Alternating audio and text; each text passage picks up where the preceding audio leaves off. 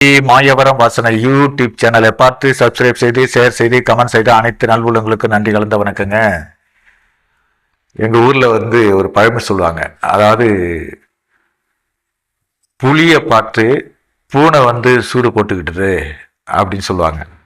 புலி தாங்க, பூனை தான், அணில் தான் அப்படிங்கிற விஷயத்த தான் நான் பேச வரேன். பெரும்பாலும் இப்போதைக்கு தமிழ்நாட்டு அரசியல்ல மிகவும் சிறந்த ஒரு தலைவர்னாக்கா அவர் செந்தமிழன் சீமான் மட்டுமே. செந்தமிழன் சீமானை தவிர வேற எந்த அரசியல் கட்சி தலைவர்களிட்டும் கொள்கை கிடையாது, கோட்பாடு கிடையாது, நீதி கிடையாது, நேர்மை கிடையாது, ஒழுக்கம் கிடையாது, ஒற்றுமை கிடையாது. கோடி கணக்கில் கொள்ளடிக்கிறதுக்கு 10 சீட்டு, 2 சீட்டு, 6 சீட்டு, ராஜ்யசபா சீட்டுன்ட்டு எத்தனை கட்சிகள் எந்த மாதிரி எல்லாம் கூட்டணி வச்சு பெரிய ஒரு குழப்பத்தில் பயணம் பண்ணிட்டு இருக்காங்க அப்படிங்கிறது தெரியும். அப்படி தெரிஞ்சியும் இந்த தமிழ்நாட்டு மக்கள் திருந்துவாங்களா? திருந்த மாட்டாங்க. காரணம்னு கேட்டிங்கன்னா, இப்போ போன மாதம் தானே 5000 கொடுத்துருக்காங்க. அந்த 5000 ரூபாய்க்கு உள்ள நன்றி கடன் செலுத்தணும்ல. இவங்க 5 வருஷம் அனுபவிக்க போகிற துன்பத்துக்கு ஈடு இணையா எதுவுமே இல்லைல்ல. அப்போ அந்த 5000 கொடுத்துட்டதுனால அதே கட்சிக்கு தான் ஓட்டு போடணுங்கிற முடிவில் தான் இன்னைக்கு உள்ள மக்கள் இருக்காங்க. எதுக்கு புளியை பார்த்து பூனை சூடு போட்டுக்கிட்டுது அப்படின்னு சொன்னான்னு கேட்டிங்கன்னா, எப்போதுமே ஒரு கொள்கை பிடிப்போட வாழ்ந்தவர்கள் தான் மேதகு அவர்கள். அவரை தலைவராக ஏற்றுக்கிட்டு அவரோட கொள்கையை ஈழத்தில் நடந்த கொடூரமான கொலைகளை கண்ணால பார்த்து டிவியில பார்த்து மக்களை சந்திச்சு அதற்குள்ள வினைய, அதற்குள்ள விலைய, அதற்குள்ள நன்மைய, அதற்குள்ள தீமைய புரிஞ்சுக்கிட்டு அரசியல் தொடங்கினவர் தான் செந்தமிழன் சீமான் அவர்கள். செந்தமிழன் சீமான் அவர்களோட பேச்சியை கேட்டுதான் அவரோட பசங்க இருக்காங்கல்ல, வேட்பாளர்கள், பேச்சாளர் இருக்காங்களே, இவங்களை விவாத மேடையில பேச வச்சு பல சேனல்கள் நாரா உரிக்கிறாங்க, நாரா காரி துப்புறாங்க அரசியல் நிலவரங்களை. இப்ப மற்ற கட்சிகள்லாம் பாத்தீங்கன்னா, எந்தெந்த கட்சி யாரெல்லாம் எப்படியெல்லாம் பேசினாங்க, குறிப்பா சொல்ல போனாக்க தேமுதிமுக எப்படி திமுகவில் தான் அந்த கட்சி ஆரம்பிச்சது, எப்படி அண்ணன்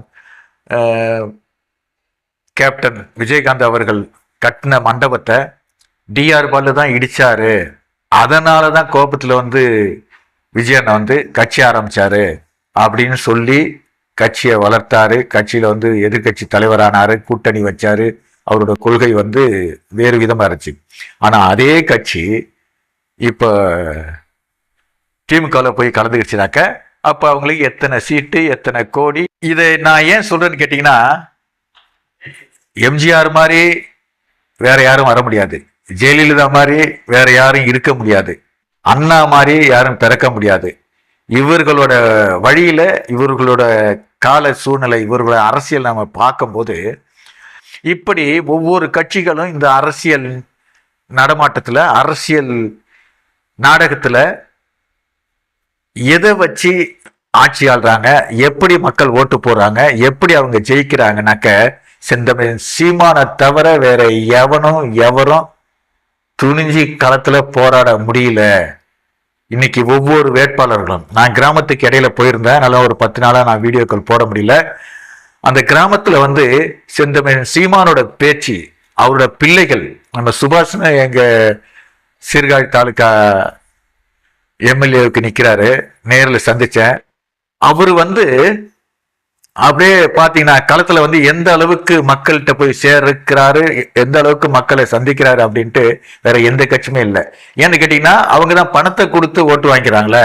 அவங்க கடைசி காலத்துல 2 நாள் 3 நாள்ல பட்டுவாடா பண்ணுவாங்க. அவங்க ஓட்டு பெட்டியை நிரப்பிக்கிட்டு கொள்ளடிக்க ஆரம்பிச்சுவாங்க. இதைதான் செந்தமிழன் சீமான் ஒவ்வொரு மேடையிலையும், ஒவ்வொரு விவாதத்திலையும் அண்ணனோட தம்பிகள், பேச்சாளர்கள் பேசி பேசி பேசி மக்களை சிந்திக்க வச்சுட்டாங்க. செந்தமிழன் சீமான் வெல்வார், செந்தமிழன் சீமான் வென்று விட்டார், செந்தமிழன் சீமான் மாபெரும் வெற்றி அடைந்து விட்டார் அப்படிங்கிற செய்தி கேட்டோம்னா உலக தமிழர்கள் எல்லாரும் ஒன்று கூடி அப்படியே புரட்சி வென்ற ஒரு நாடாக தமிழ்நாடு ஆகும். அப்படிதான் ஆகணும். ஏன்னு கேட்டீங்கன்னா, இனிமேல் புரட்சிங்கிறது எப்படிங்கிறது நம்ம பார்த்ததில்ல. இப்போ இலங்கையில் வந்து எப்படி அவங்களோட அதிபர்கள்லாம் ஓட விட்டாங்க அப்படிங்கிறத பார்த்துக்கிட்டு இருக்கோம். அப்படி வரணும்னா செந்தமிழன் சீமான் தான் அதுக்கு தகுதியான தலைவர். என்ன கேட்டீங்கன்னா, இப்ப கேரளாவில் வந்து ஒரு இஷ்யூ போயிட்டு இருந்தது. இப்பதான் நான் செய்தியெல்லாம் கேட்கிறேன், ஏன்னா ஒரு 10 நாளா சரியான முறையில் கேட்கல. அந்த கேரளாவில் நம்மளோட தமிழ்நாடு பார்டர்ல தமிழ்நாடுக்கு சொந்தமான மண்ணை வந்து அவங்க அபகரிச்சுட்டு அவங்க வந்து கேரள மொழியில பலகை வச்சிருக்காங்க. இதை பார்த்தும் பார்க்காமலும் தெரிஞ்சும் தெரியாமலும் வந்து மக்கள் வந்து போராடினாங்க. நாம் தமிழ் கட்சி பிள்ளைகள் தான். அதே போல நம்ம பஸ்ஸுங்களெல்லாம் பார்த்தோம்னா தமிழ்நாடு அரசு பஸ்ன்னு இருக்காது, அரசு பஸ்ன்னு தான் இருக்கு. இதை ஸ்டிக்கர் ஒட்டி நம்ம சீமான் அண்ணனோட தம்பிகள் வந்து தமிழ்நாடு அரசுன்னா ஸ்டிக்கர் ஒட்டி போராட்டம் நடத்தி வென்றாங்க. இப்படி ஒவ்வொரு களத்திலையும் ஒவ்வொரு காலகட்டத்திலையும் செந்தமிழ் சீமான் தம்பிகள், தங்கைகள், அண்ணன்கள், உறவுகள், உலகெங்கிலும் வாழ்கிற தமிழர்கள் வந்து வென்று காட்டிக்கிட்டு வராங்க. அதனால்தான் செந்தமிழன் சீமான் வந்து நம்ம தமிழ்நாட்டில் ஒரு எம்எல்ஏ சீட்டு வாங்கி உள்ள போயிட்டா கூட தமிழ்நாடு சொர்க்க பூமியா மாறிடும் அப்படின்னு நான் சொல்றேன். அடுத்து புலியை பார்த்து பூனை சூடு போட்டுக்கிட்ட கதை. அதே மாதிரிதான் விஜய். விஜய் வந்து பாத்தீங்கன்னா அண்ணன் என்ன பேசினாரோ அதை இங்கிலீஷ் கலந்து பேசுறாரு, அண்ணன் என்ன சொன்னாரோ அதை இங்கிலீஷ் கலந்து சொல்றாரு, அண்ணன் எப்படி கைத்தட்டு வாங்கினாரோ அதை விஜய் சொல்லிக்கணும். அது வந்து ஆகாது. உனக்குன்னு சொந்தமா ஒரு முடிவெடு, உனக்குன்னு சொந்தமா யோசி, உனக்குன்னு சொந்தமா இருக்க தொண்டர்களை வழி நடத்து. உனக்கு தான் ஏகப்பட்ட பிரச்சனைகள் இருக்க. இப்ப திரிஷா கூட நம்ம கல்யாணத்துல அட்டன் பண்ணி அது ஒரு கொடுமையான கொடுமர சாமிங்கிற மாதிரி ஒரு சூழல் இருக்கு.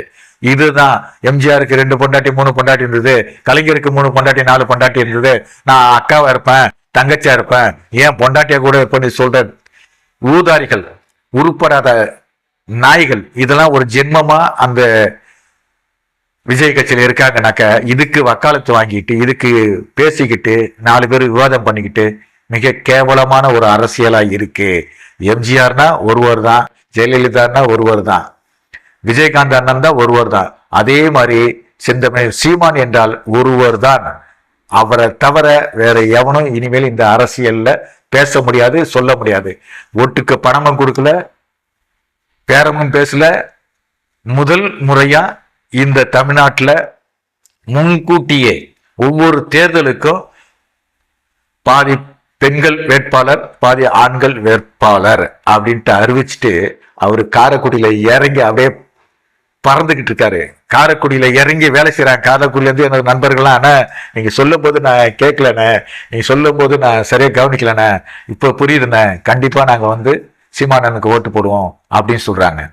அப்படிப்பட்ட சூழல்ல நம்ம விஜய் அவர்கள் எம்ஜிஆர் மாதிரி வந்துடலாம், விஜயகாந்த் மாதிரி வந்துடலாம் அப்படின்னு கனவு கண்டு முதுகுல சூடு போட்ட கதையாதான் இப்ப திரிஷா கதை ஓடிக்கிட்டு இருக்கு. சங்கீதா அம்மா வந்து எந்த அளவுக்கு ஒரு பாசத்தோட அன்போட காதலிச்சாங்க, அவங்களோட பிள்ளைங்களை வளர்த்து அந்த பிள்ளைங்களை ஸ்கூலுக்கு அனுப்பி அவங்கள்ட்ட இருந்து அன்போட வாழாத ஒரு விஜய். விஜயோட அப்பா நான் படங்கள்லாம் ஒர்க் பண்ணியிருக்கேன், அவர் கூட நான் போட்டோ எடுத்திருக்கேன், வீடியோ எடுத்திருக்கேன். அவரெல்லாம் மனசு வேதனையில் அப்படியே கொதிச்சு போய் உட்காந்துருக்கிறாரு, எங்க நம்ம பிள்ளை தப்பா போயிட்டானோ அப்படின்ட்டு. கண்டிப்பா பெண்களின் சோக்குல எத்தனையோ வீராதி வீரர்கள்லாம் வந்து காணாம போயிட்டாங்க. அந்த நிலை விஜய்க்கு வரக்கூடாது. நாம் தமிழர் கட்சியை பார்த்து கத்துக்குங்க. செந்தமிழன் சீமானுக்கு வாக்கு போடுங்க. விவசாய சின்னத்தை வெல்ல வேண்டும், விவசாயி ஜெயிக்க வேண்டும், இந்த நாடு சொர்க்க பூமியாக மாற வேண்டும். நன்றி, வணக்கம். சப்ஸ்கிரைப் பண்ணுங்க, ஷேர் பண்ணுங்க, கமெண்ட் பண்ணுங்க.